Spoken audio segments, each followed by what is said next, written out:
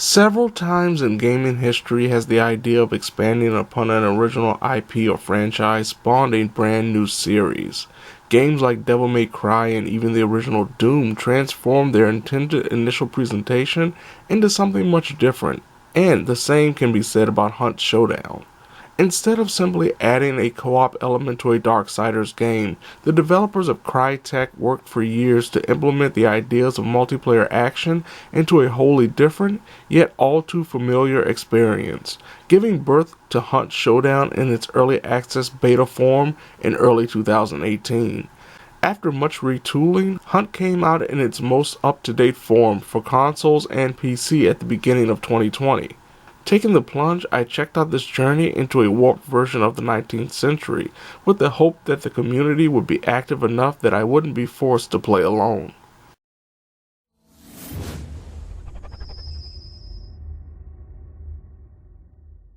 Either by oneself or with a team up to 3 people, Hunt asks for the player to take part in searching for clues and slaughtering the beast or beast, lurking within a procedurally generated town, housing deadly creatures, traps, and other human-controlled hunters trying to attain the precious bounty.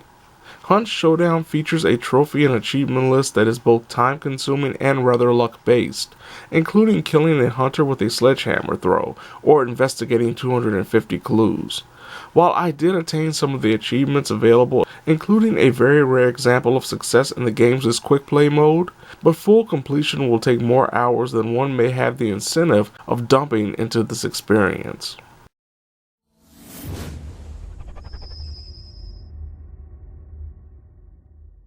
Hunt Showdown on the onset feels like a slowed-down version of many first-person multiplayer shooters seen throughout the last 2 gaming generations, but in reality it offers so much more. Featuring only a pair of game modes, Hunt presents 2 different experiences, with the bounty hunt mode being the most appealing for those looking to work with others while emphasizing the game's core gameplay designs. By oneself or with a team of up to 3 players utilizing Dark Sight, hunters search for clues throughout randomized towns, featuring a plethora of enemies, be it typical grunts, to a woman becoming a walking hive for poisonous wasps that swarm players if she spots a hunter.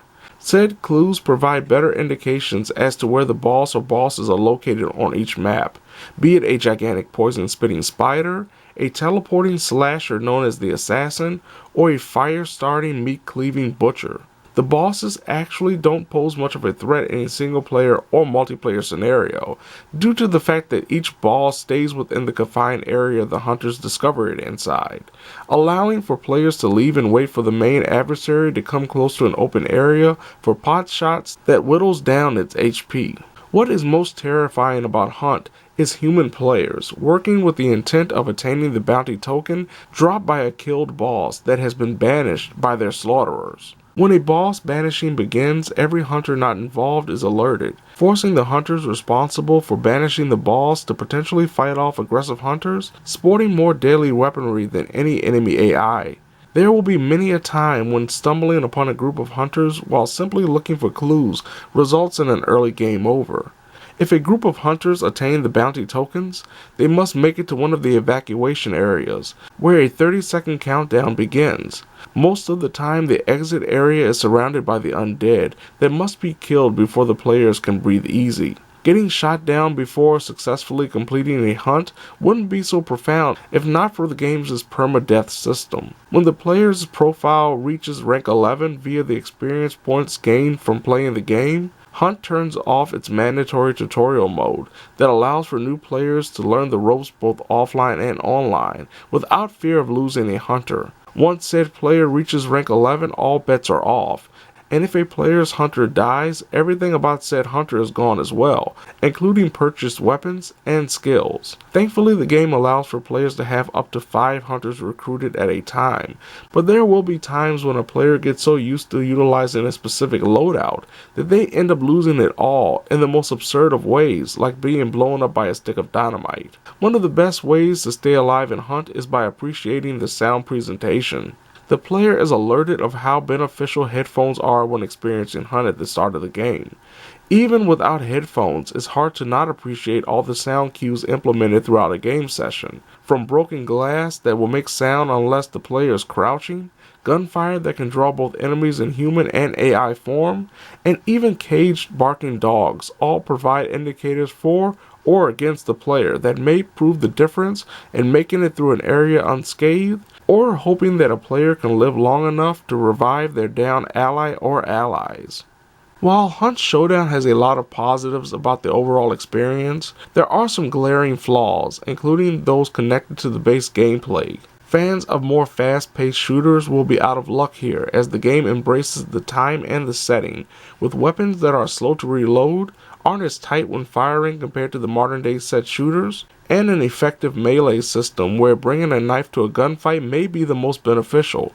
The permanent death of hunters after reaching rank 11 could turn off gamers, as working so hard to get a hunter to one's liking, only to lose it all because a player encountered a group of hunters sporting better weaponry due to the game's ranking system allowing for the purchasing of higher grade weapons. The main menu interface and the in-game weapon wheel aren't the most intuitive or fast, but nothing is more damaging to the game's overall enjoyment than the loading times.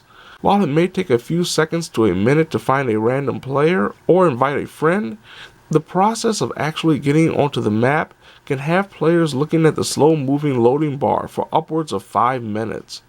These loading times to get a game started is made even worse by the fact that after a session, the player can't do another hunt with their partner immediately after.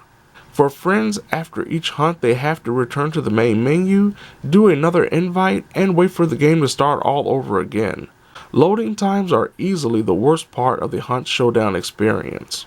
Hunt Showdown stands out in the genre thanks to a unique presentation both visually and audibly, with a gameplay style that rewards patience both from a gameplay perspective and working on or rebuilding a hunter. But the overall experience suffers from obvious flaws, including those strictly connected to the gameplay systems and forcing players to wait through exorbitant loading times.